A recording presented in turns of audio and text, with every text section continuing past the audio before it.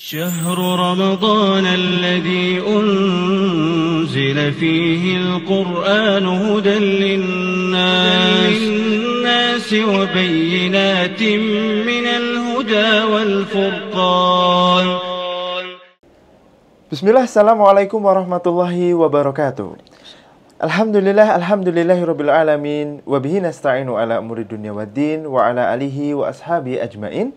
Rabbi shrah li sadri wa yassir li amri wahlul 'uqdatam min lisani yafqahu qawli, amma ba'd. Alhamdulillah, puji syukur kehadirat Allah Subhanahu wa taala yang telah melimpahkan rahmatnya kepada kita semua, sehingga pada kesempatan kali ini kita dapat kembali bersua bersama untuk menyimak Mutiara Nasihat Ramadan di episode kali ini. Salawat serta salam senantiasa tercurah bagi junjungan kita Nabi besar Muhammad Sallallahu Alaihi Wasallam yang kita nantikan syafaatnya di hari kiamat kelak. Amin, Allahumma amin. Pemirsa sekalian yang berbahagia, alhamdulillah di kesempatan kali ini kita kembali bersama mencari semangat ya, ataupun mencari ilmu bersama melalui kanal YouTube Pesantren Islam Al-Irsyad Tengaran. Dan alhamdulillah di kesempatan yang baik ini sudah hadir bersama kita semua Ustadz Abdurrahman Soleh Hafizallahu Ta'ala. Assalamualaikum warahmatullahi wabarakatuh. Waalaikumsalam warahmatullahi wabarakatuh. Alhamdulillah sehat. Alhamdulillah. Dan di kesempatan kali ini kita bersama akan menyimak sebuah tema yang menarik mengenai puasa dan takwa. Untuk mempersingkat waktu, marilah kita simak bersama untayan nasihat di kesempatan kali ini. Semoga bermanfaat bagi kita semua. Bismillahirrahmanirrahim. Alhamdulillahilladzi bi ni'matihi tatimmus shalihat wa bi fadlihi tatanazzal 'alaina al-barakat wa bi 'afwihi tughfaru adh-dhunub was-sayyi'at. Asyhadu an la ilaha illallah khaliqul ardi was samawat wa asyhadu anna Muhammadan abduhu wa rasuluh. Amma ba'd. Para pemirsa dimanapun antum berada, semoga selalu dalam rahmat Allah Subhanahu wa ta'ala.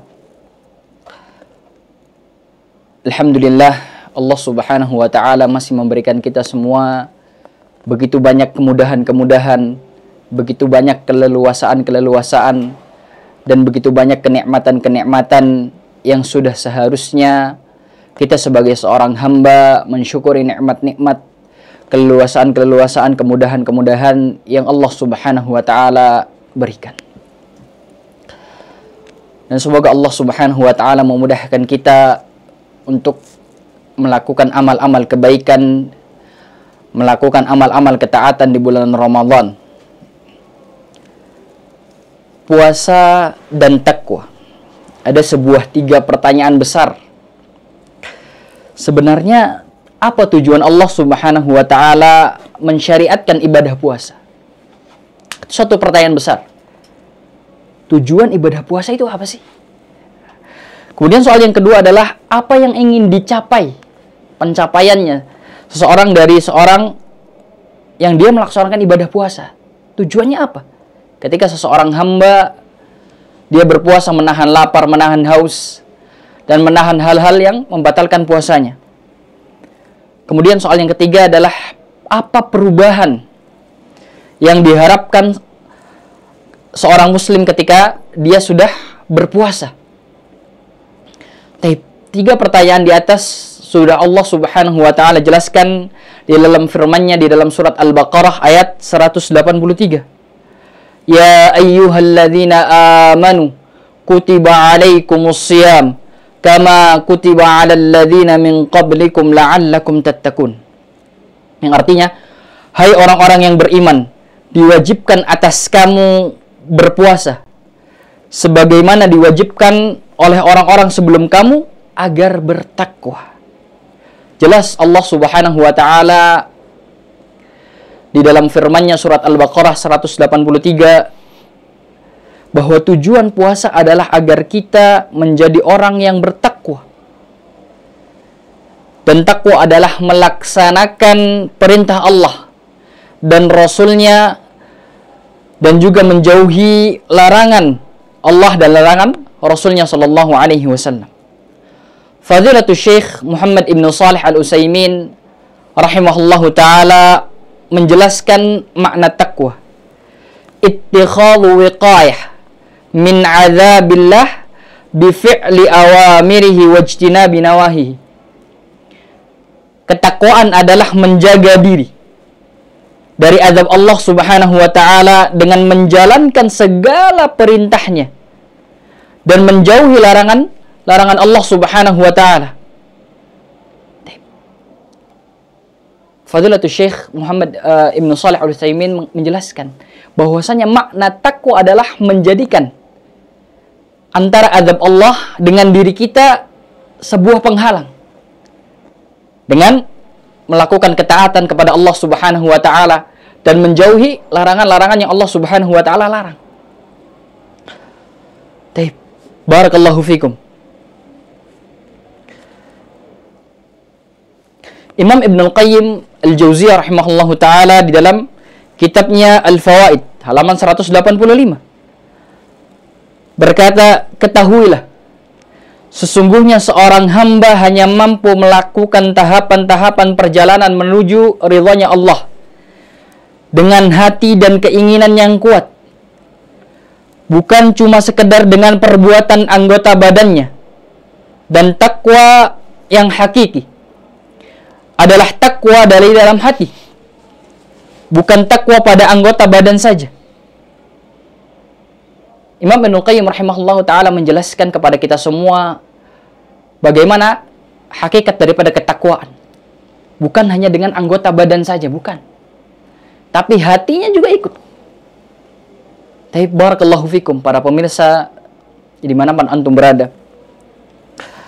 Allah Subhanahu wa taala berfirman, "Dzalika wa may yu'azzim sya'airallah fa innaha min taqwal qulub." Firman Allah Subhanahu wa taala dalam Al-Qur'an surat Al-Hajj ayat 32. Demikianlah perintah Allah, dan barang siapa yang mengagungkan syiar-syiar, ini perintah dan larangan Allah Subhanahu wa taala, maka sesungguhnya akan timbul dari dalam hatinya ketakwaan kepada Allah Subhanahu wa taala.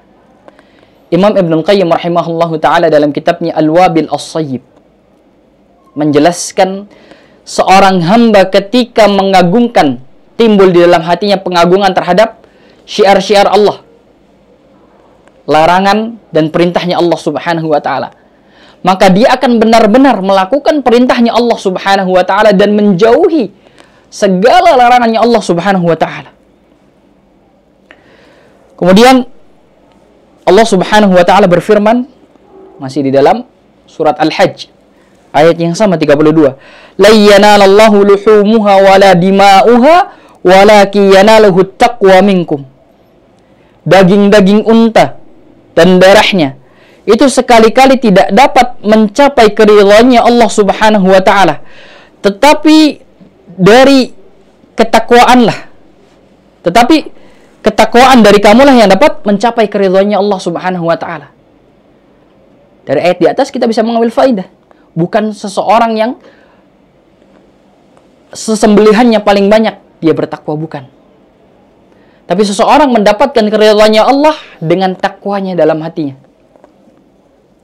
Kemudian Rasulullah Shallallahu Alaihi Wasallam bersabda di dalam sebuah hadis yang diriwayatkan oleh Imam Muslim di dalam kitabnya As-Sahih nomor 2564. Nabi Shallallahu Alaihi Wasallam menjelaskan at-taqwa hahuna, at-taqwa hahuna, at-taqwa hahuna. Yushiru ila sadrihi salasa marrat. Rasulullah Shallallahu Alaihi Wasallam menjelaskan takwa itu terletak di sini. Takwa itu terletak di sini, takwa itu terletak di sini. Jadi ketakwaan bukan hanya sekedar anggota badannya saja. Baik. Fadilatul Syekh Abdurrahman Ibn Nasir As-Sa'di menerangkan bahwa ada beberapa alasan mengapa ibadah puasa menjadi sebab utama menggapai ketakwaan kepada Allah Subhanahu wa taala. Hal yang pertama adalah yang meliputi takwa dalam puasa adalah seorang muslim meninggalkan apa yang Allah haramkan. Saat dia berpuasa, dia tinggalkan karena Allah Subhanahu wa taala hal-hal tersebut yaitu makan dan minum dan hal-hal lain yang dapat membatalkan puasanya dia. Padahal jiwa kita, nafsu kita ini begitu terdorong untuk menikmatinya, menikmati makanan, menikmati minuman. Namun semua itu ditinggalkan karena ingin mendekatkan diri kepada Allah Subhanahu wa taala, mengharap pahala dari Allah Subhanahu wa taala. Nah, itulah yang disebut dengan yang namanya ketakwaan. Kemudian hal yang menyebabkan puasa menjadi sebab utama menggapai ketakwaan adalah orang yang berpuasa melatih dirinya untuk semakin dekat kepada Allah Subhanahu wa taala. Dia kekang hawa nafsunya, dia tahan hawa nafsunya. Padahal bisa saja dia menikmati kenikmatan yang ada. Ia tinggalkan itu semua. Kenikmatan yang ada ia tinggalkan semua. Makanan, minuman. Okay? Karena ia tahu bahwasanya Allah Subhanahu wa taala mengawasi dirinya. Kemudian hal yang lain adalah yang dapat mengatakan puasa adalah salah satu sebab utama menggapai ketakwaan kepada Allah Subhanahu wa taala. Begitu pula puasa semakin mengekang jalan syaitan. Semakin mengekang jalannya syaitan di dalam saluran darah. Karena setan ini memasuki tubuh manusia, merasuki manusia pada saluran darahnya. Ketika puasa, saluran setan tersebut semakin menyempit karena dia berkurang asupan gizinya. Taib, barakallahu fikum. Para pemirsa dimanapun antum berada, semoga selalu dalam naungan rahmat Allah Subhanahu wa taala. Itu adalah beberapa hal yang dijelaskan oleh Fadilatul Syekh Abdurrahman Ibn Nasir As-Sa'di, mengapa puasa menjadi sebab utama menggapai ketakwaan kepada Allah Subhanahu wa taala. Di dalam berpuasa, setiap muslim, kita semua diperintahkan untuk meninggalkan berbagai syahwat. Makanan, minuman, itu semua dilakukan karena Allah Subhanahu wa taala. Ia tinggalkan karena Allah Subhanahu wa taala. Dalam hadis qudsi Allah Subhanahu wa taala berfirman, "Yada'u syahwatahu wa ta'amahu min ajli." Orang yang berpuasa, dia meninggalkan syahwatnya, makanannya karena Allah Subhanahu wa taala.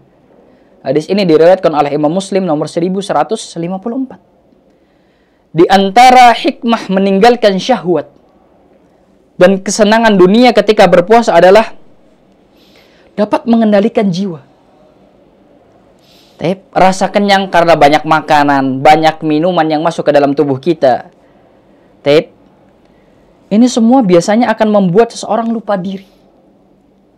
Akan membuat seseorang menjadi kufur kepada nikmatnya Allah Subhanahu wa taala, menjadi lalai. Sehingga dengan berpuasa, jiwa pun akan lebih dikendalikan. Kemudian yang kedua, hati akan menjadi sibuk memikirkan hal-hal yang baik. Sibuk mengingat Allah Subhanahu wa taala. Apabila seseorang terlalu tersibukkan dengan kesenangan dunia, dia sibuk dengan pikiran-pikiran dunianya, pekerjaannya, syahwatnya. Dia terbuai dengan makanannya. Hatinya bukan akan menjadi lalai. Dia memikirkan hal-hal yang lalai tadi. Karena ketika seseorang sudah lalai, dia akan lalai dari yang namanya mengingat Allah. Dia akan lalai dari ibadahnya dia. Oleh karena itu, apabila hati kita tidak tersibukkan dengan kesenangan duniawi, maka akan mudah kita mengingat Allah Subhanahu wa taala. Akan mudah kita beribadah kepada Allah Subhanahu wa taala. Kemudian hal yang lain, dengan menahan diri dari berbagai kesenangan dunia, orang yang berkecukupan akan semakin tahu bahwa dirinya telah diberikan nikmat yang begitu banyak oleh Allah Subhanahu wa taala. Ketika dia membandingkan dirinya dengan orang-orang fakir, orang-orang yatim piatu merasakan yang namanya lapar. Dalam rangka mensyukuri nikmat ini, dia akan yang namanya gemar berbagi, gemar bersedekah dengan orang-orang yang tidak mampu. Karena dia merasakan, oh ternyata seperti ini rasanya lapar. Oh ternyata seperti ini rasanya haus. Barakallahu fikum. di bulan Ramadan, tentu saja setiap muslim harus menjauhi berbagai macam kemaksiatan-kemaksiatan agar puasa yang dia lakukan menahan lapar, menahan haus tidak sia-sia. Nabi Shallallahu Alaihi Wasallam bersabda di dalam hadis yang diriwayatkan oleh Imam At-Tabarani dalam kitabnya Al-Kabir. Barakallahu fikum. Rubba sa'imin hadduhu min siyam al-ju' wal atash. Betapa banyak orang yang berpuasa, namun dia tidak mendapatkan apa-apa dari puasanya. Apa yang dia dapatkan? Dia hanya mendapatkan dari puasanya tersebut rasa lapar dan rasa haus saja. Pahalanya tidak dapat sama sekali. Yang dia dapatkan adalah rasa lapar dan rasa hausnya. Taib, barakallahu fikum. Puasa yang disebutkan oleh Rasulullah Sallallahu Alaihi Wasallam di dalam hadis di atas adalah puasa yang sia-sia. Disebabkan di dalam bulan Ramadan seorang hamba masih melakukan yang namanya kemaksiatan kepada Allah Subhanahu wa taala. Diisi dengan kemaksiatan kepada Allah Subhanahu wa taala. Padahal dalam berpuasa seharusnya setiap orang, setiap kita, setiap muslim ketika berpuasa berusaha menjaga lisannya dari yang namanya ghibah, dari yang namanya namimah, perbuatan maksiat, perkataan dusta, dan hal-hal sia-sia yang lainnya. Abu Hurairah, sebuah hadis dari Abu Hurairah radhiyallahu taala anhu, bahwasanya Rasulullah sallallahu alaihi wasallam bersabda, "Man lam yada' qaulaz zuri wal 'amala bihi, falaysa lillahi hajatun fi an yada' ta'amahu wa syarabahu." Barang siapa yang tidak meninggalkan perkataan dusta, malah dia berbuat yang namanya kedustaan, maka Allah Subhanahu wa taala tidak butuh dari rasa lapar dan rasa haus yang dia tahan. Hadis ini diriwayatkan oleh Al-Imam Al-Bukhari dalam kitabnya As-Sahih nomor 1903. Dan Abu Hurairah radhiyallahu taala anhu meriwayatkan sebuah hadis dari Rasulullah sallallahu alaihi wasallam. Laisa siyami minal akli wasyarab. Puasa itu, kata Abu Hurairah, kata Rasulullah sallallahu alaihi wasallam, puasa itu bukanlah hanya menahan makan dan menahan minum, bukan. Innamas siyamu minal laghwi warrafath. Ini hakikat daripada puasa. Akan tetapi puasa adalah menahan diri dari perkataan laghwu dan rafath. Fa in sabbaka ahadun au jahula alaika faltaqul inni sha'im inni sha'im. Dan apabila ada seseorang yang memancing emosimu, apabila ada seseorang yang mencelamu, berbuat usil kepadamu, maka katakanlah kepadanya, aku sedang puasa, aku sedang puasa. Imam Al-Akhfashi di dalam kitab Fathul Bari menjelaskan makna laghwu adalah perkataan sia-sia dan semisalnya yang tidak berfaedah. Sedangkan makna rafath adalah istilah untuk setiap yang diinginkan laki-laki pada wanita. Atau dapat pula bermakna kata-kata kotor. Para pemirsa dimanapun antum berada, semoga selalu di dalam mendapatkan naungan rahmat Allah Subhanahu wa taala. Imam Ibn Rajab Al-Hambali menasihatkan kepada kita semua melalui perkataan beliau, ketahuilah bahwa amalan yang mendekatkan diri kepada Allah Subhanahu wa taala dengan meninggalkan yang namanya syahwat yang sebenarnya boleh dilakukan ketika tidak berpuasa, seperti makan, minum, tidak akan sempurna hingga seseorang mendekatkan diri pada Allah dengan meninggalkan perkara yang Allah larang. Baik itu kedustaan, perbuatan zalim, permusuhan di antara manusia, masalah harta, masalah kehormatan, dan masalah yang lainnya. Kemudian Jabir ibn Abdullah radhiyallahu taala anhu menyampaikan sebuah nasihat. Seandainya kamu berpuasa, seandainya kita semua berpuasa, maka hendaknya pendengaranmu, penglihatanmu, lisanmu ikut berpuasa. dari dusta, dari hal-hal haram, serta janganlah kamu menyakiti tetangga. Bersikap tenang dan berwibawalah di hari puasamu. Janganlah kamu jadikan hari puasamu dan hari tidak berpuasamu sama saja. Jabir bin Abdullah radhiyallahu taala anhu menjelaskan bagaimana hakikat puasa, yang dimana dengan puasa kita bisa menggapai ketakwaan kepada Allah Subhanahu wa taala. Yaitu kita jaga, kita puasa juga lisan kita dari hal-hal yang haram, ghibah, namimah. Kita jaga juga telinga kita, pendengaran kita dari mendengarkan hal-hal yang mendatangkan murkanya Allah Subhanahu wa taala. Mata kita juga jaga. Kita puasakan mata kita dari melihat hal-hal yang haram. Baik. Ketika hari puasa kita sama saja dengan hari di mana kita tidak berpuasa, itu adalah sebuah puasa yang paling jelek. Baik. Hanya menahan lapar dan haus saja. Sedangkan maksiatnya masih terus berjalan. Wal'iyadzubillah wa na'udzubillah min dzalik. Maka hendaknya ketika kita berpuasa, kita berusaha menahan anggota badan kita dari berbuat maksiat, dari berbuat hal-hal yang sia-sia. Imam Ibn Rajab Al-Hambali mengatakan di dalam kitabnya Lataif Al-Ma'arif, halaman 277, ahwanus siyam tarkus syarabi wat ta'am.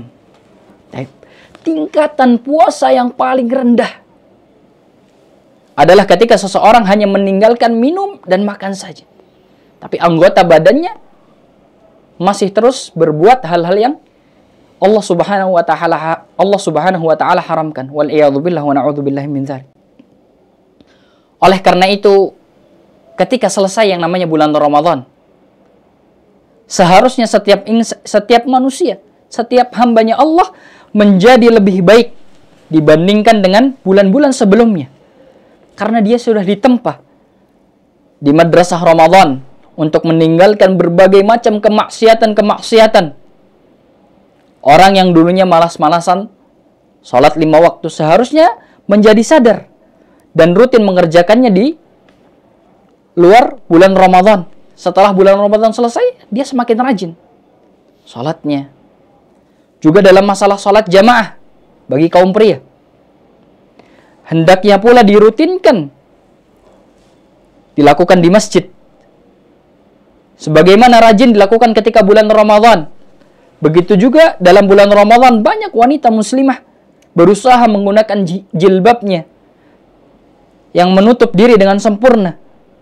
Maka di luar bulan Ramadan seharusnya dilakukan hal-hal ini tetap terjaga. Rasulullah sallallahu alaihi wasallam bersabda, "Wa inna ahabbal amali ila Allah adwamuhu wa in qalla." Ketahuilah bahwasannya amalan yang paling dicintai oleh Allah Subhanahu wa taala adalah amalan yang continue, yang istiqamah, walaupun amalan itu sedikit. Ibadah dan amalan ketaatan bukanlah ibarat bunga yang mekar pada waktu tertentu. Jadi ibadah salat 5 waktu, salat jamaah, salat malam, gemar bersedekah dan berbusana muslimah bukanlah ibadah musiman. Namun sudah seharusnya di luar bulan Ramadan juga tetap dijaga. Para ulama rahimahullahu ta'ala seringkali mengingatkan, sejelek-jeleknya kaum adalah yang mengenal Allah Subhanahu wa ta'ala, rajin ibadah, melakukan segala macam ketaatan ibadah hanya pada bulan Ramadan saja. Semoga Allah Subhanahu wa ta'ala menjadikan kita agar istiqamah dalam melakukan ketaatan kepada Allah Subhanahu wa ta'ala, menjadikan kita lebih baik setelah keluar dari bulan Ramadan. Ini adalah beberapa hikmah yang beberapa hikmah syar'i yang luar biasa dibalik dari puasa Ramadan. Oleh karena itu para salaf sangatlah merindukan bertemu dengan yang namanya bulan Ramadan agar memperoleh hikmah-hikmah yang ada di dalam bulan Ramadan. Sebagian ulama mengatakan para salaf biasa berdoa kepada Allah Subhanahu wa ta'ala 6 bulan agar berjumpa dengan yang namanya bulan Ramadan. Dan 6 bulan sisanya mereka berdoa agar amalan-amalan mereka diterima oleh Allah Subhanahu wa taala. Baik. Adapun hikmah puasa yang sering kali dibicarakan oleh sebagian kalangan bahwa puasa dapat menyehatkan badan, seperti menurunkan bobot tubuh, mengurangi resiko stroke, menurunkan tekanan darah, mengurangi resiko diabetes, dan manfaat-manfaat yang lainnya. Taib. Barakallahu fikum. Allah Subhanahu wa taala berfirman di dalam surat Asy-Syura ayat 20, "Man kana yuridu hartsal akhirah nazid lahu fi harthihi, wa man kana yuridu hartsad dunya nu'tihi minha wa ma lahu fil akhirati min nasib." Barang siapa yang menghendaki keuntungan di akhirat, kata Allah Subhanahu wa taala, kami tambah keuntungan tersebut. Kami tambah keuntungan bagi dirinya. Dan barang siapa yang menghendaki keuntungan di dunia, maka kami berikan kepadanya sebagian dari keuntungan dunia. Dan tidak ada baginya keuntungan di akhirat. Taib. Ibnu Abbas rahimahullahu ta'ala mengatakan, barang siapa yang melakukan puasa,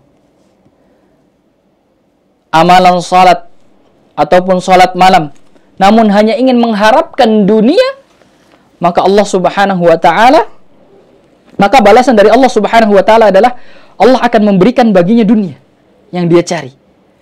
Namun amalannya akan sia-sia. Dan di akhirat nanti dia tidak akan mendapatkan sama sekali keuntungan di akhirat. Barakallahu fikum. Para pemirsa dimanapun antum berada, semoga Allah Subhanahu wa ta'ala memberikan kepada kita semua ketaatan di dalam bulan Ramadan.